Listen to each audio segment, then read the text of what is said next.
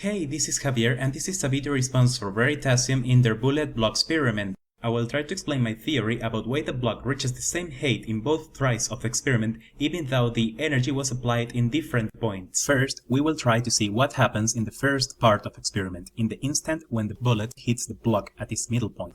The mechanic energy at the moment when the bullet hits the block is equal to the kinetic energy the bullet carries, plus the gravitational energy of the block in that moment.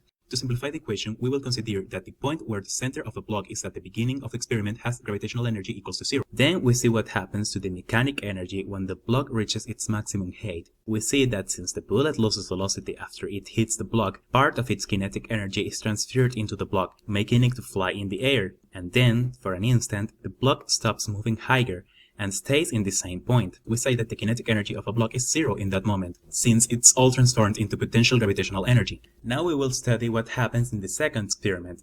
At the beginning, the amount of energy in the system is exactly the same, since the bullet has the same mass and carries the same velocity, and also the block is in the same height point we established at 0 potential energy. Now we see what happens to the mechanic energy of the system at the highest point that the block reaches. Here, the bullet has a different kinetic energy because it doesn't have the same trajectory and therefore its final velocity is different than the one in the first experiment. To that, we add the kinetic energy of the mass of the center of a wooden block, which we discussed is equals to 0. Also, we add the potential gravitation energy and the rotation energy of a wooden block.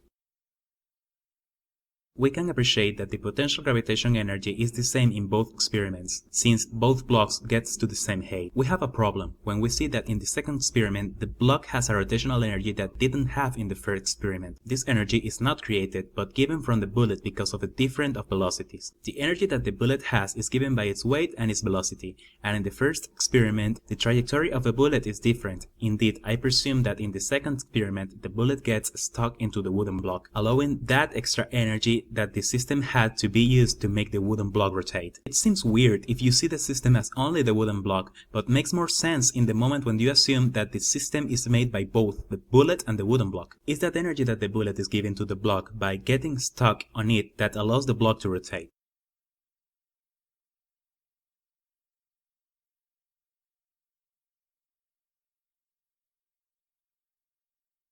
To conclude, I will explain the equations to study this phenomenon. In the first experiment, the kinetic energy of a bullet at the impact point is a half of its mass times its velocity to the square.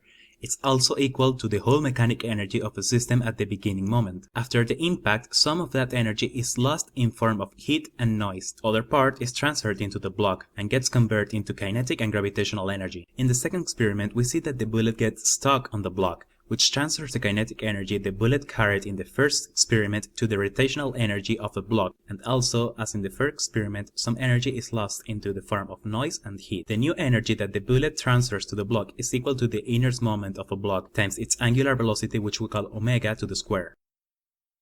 Thank you for watching, and if you have any suggestions or corrections, please leave them in the comment box below, and if you aren't subscribed to Veritasium yet, please click in the link below to subscribe.